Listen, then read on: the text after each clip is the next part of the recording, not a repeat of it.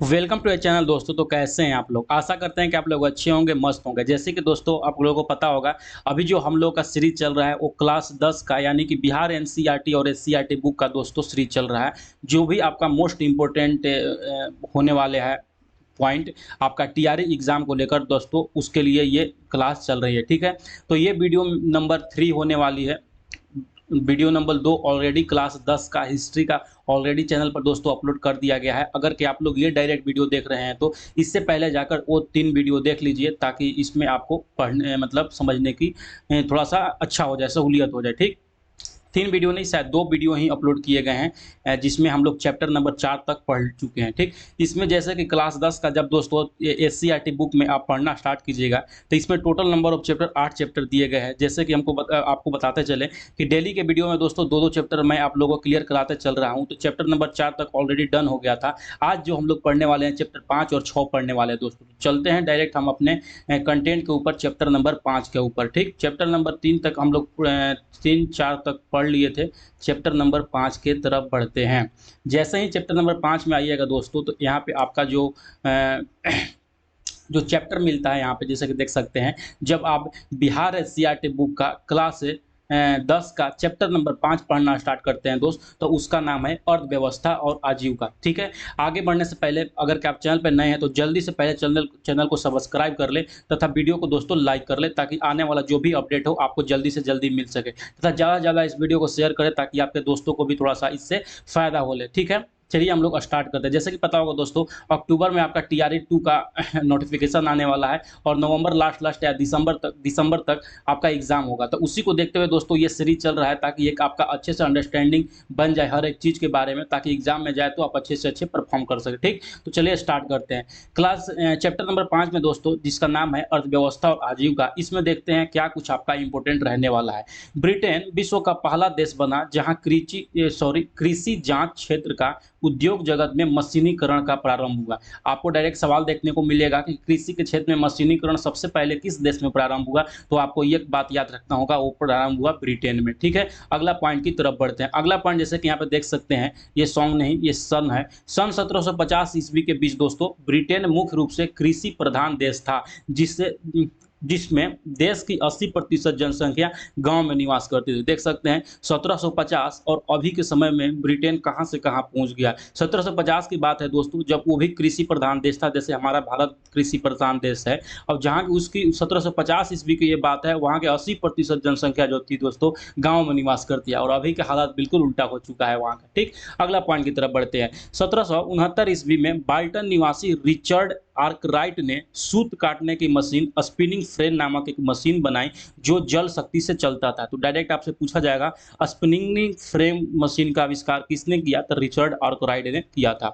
1769 ईस्वी में James Watt ने भाप इंजन का आविष्कार किया। आप लोग याद रखिएगा कब किया था, तो 1769 ईस्वी में। अगला पॉइंट की तरफ बढ़ते हैं। अगला पॉइंट है, जैसे कि देख सकते हैं कि 1815, ये 100 नहीं 100 है ये वाला, 1815 ये वाला है। 1815 ईस्वी में हैम्फ्री डेवी ने खानों में काम करने के लिए सेफ्टी लैंप का आविष्कार किया था दोस्तों। ठीक, अगला पॉइंट है कि 1815 ईस्वी में हेनरी वेसेमर ने एक शक्तिशाली भट्टी विकसित किया। कब, किसने शक्तिशाली भट्टी का आविष्कार किया?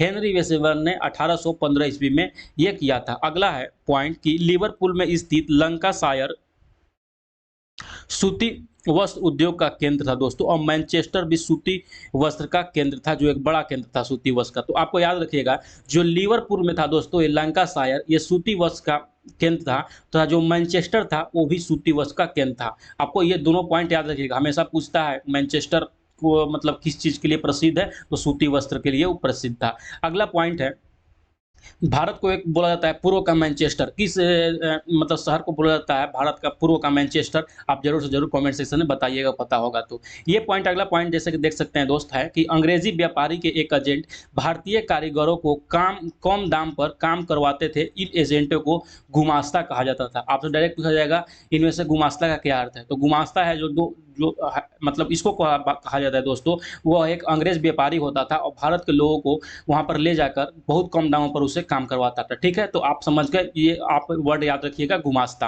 अगला पॉइंट की तरफ बढ़ते हैं। अगला पॉइंट जैसे कि देख सकते हैं यहाँ पे 1813 ईस्वी में ब्रिटिश संसद द्वारा पारित चार्टर एक्ट के द्वारा व्यापार पर ईस्ट इंडिया कंपनी का अधिपत्य समाप्त हो गया। बहुत बार ये सवाल पूछा जा चुका है, ईस्ट इंडिया कंपनी का भारतीय व्यापार पर कब अधिपत्य समाप्त हो गया था?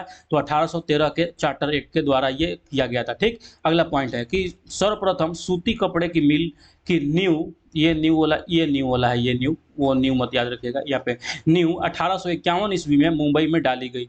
याद रखिएगा, सबसे पहले सूती मिल कहाँ पे न्यू डाला गया था? 1851 ईस्वी में मुंबई में।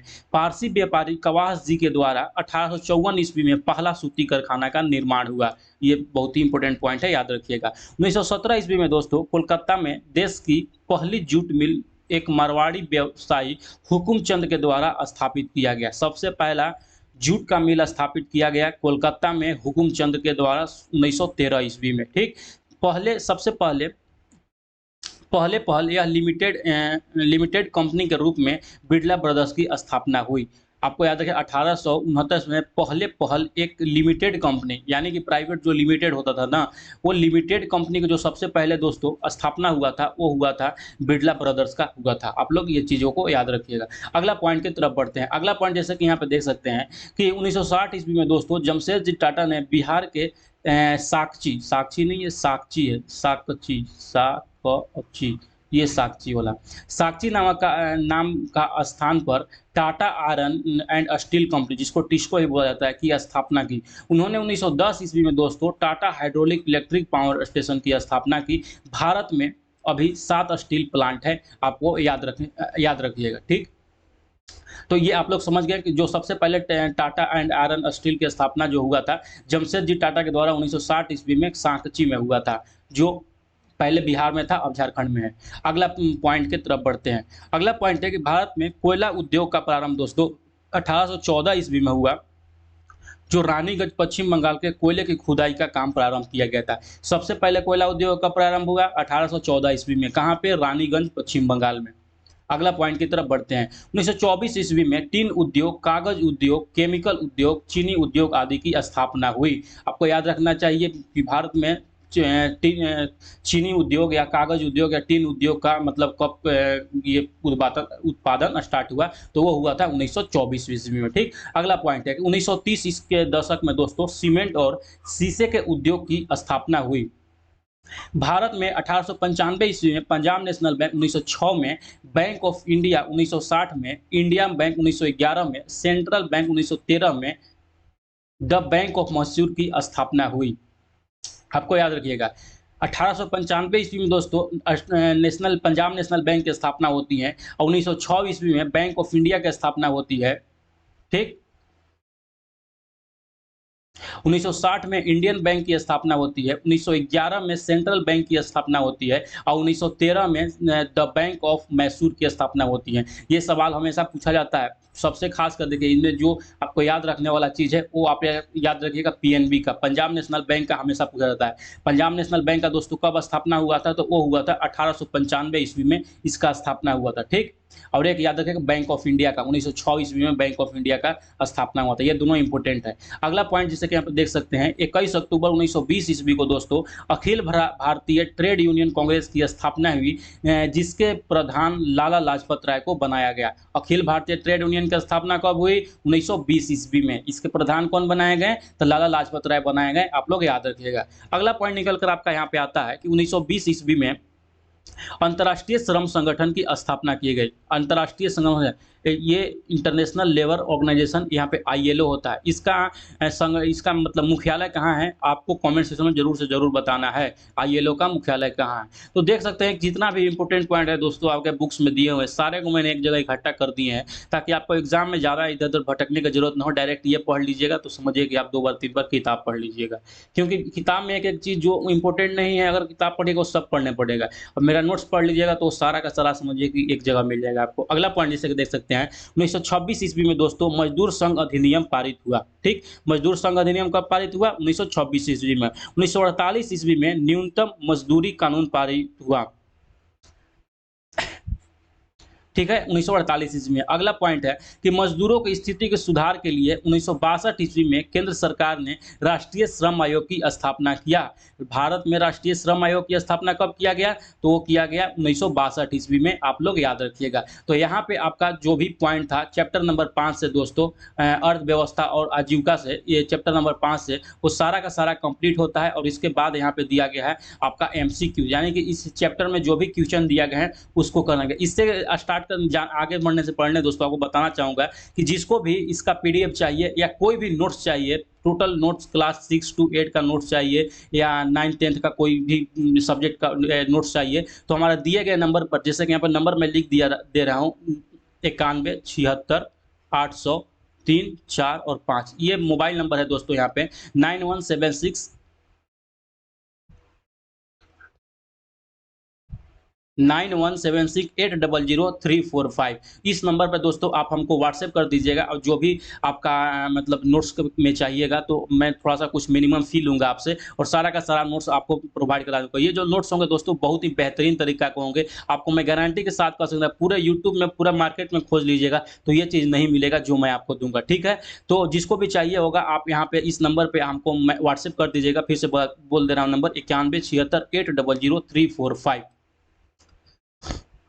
ठीक है। तो यहाँ पे ये व्हाट्सएप कर दीजिएगा, हो सके तो मैं प्रोवाइड कर दूँगा। अगला पॉइंट है जिसे कि यहाँ पे इस चैप्टर का दोस्तों अगर कि हम एमसीक्यू देखते हैं तो क्या है, स्पेनिंग जेनिंग का आविष्कार कब हुआ था? तो स्पेनिंग जेनिंग का जो आविष्कार हुआ था वो 1770 ईस्वी में हुआ था। अगला पॉइंट है कि सेफ्टी लैंप का आविष्कार दोस्तों किसने किया था? तो वो किया था हम्फ्री डेवी ने किया था, जैसे कि ऊपर में बताएं। मुंबई में सर्वप्रथम सूती कपड़ों के मिलों की स्थापना कब हुई? तो वो हुआ था 1851 ईस्वी में। अगला पॉइंट है 1917 ईस्वी में दोस्तों भारत में पहली जूट मिल किस शहर में स्थापित किया गया था? तो पहली जो जूट मिल स्थापित किया गया था कोलकाता में किया गया था। किसके द्वारा किया गया था? तो वो किया गया था हुकुमचंद के द्वारा, जैसे कि अभी आपको बताया कुछ देर पहले में, ठीक। अगला जो यहाँ पे निकल कर आता है सवाल कि भारत में कोयला उद्योग का प्रारंभ कब शुरू हुआ? तो पहला जो कोयला उद्योग का रानीगंज के क्षेत्र में हुआ था 1914 ईस्वी में हुआ था। जमशेदजी टाटा ने टाटा आयरन एंड स्टील, जिसको टिस्को बोला जाता है, की स्थापना कब किया था? तो वो 1907 ईस्वी में दोस्तों किया था। अगला पॉइंट है कि भारत में टाटा हाइड्रोक्लोरिक पावर स्टेशन की स्थापना कब हुआ? तो हुआ था 1910 ईस्वी में। इंग्लैंड में सभी स्त्री एवं पुरुषों को व्यस्त मताधिकार कब प्राप्त हुआ? तो वो प्राप्त हुआ 1918 ईस्वी में।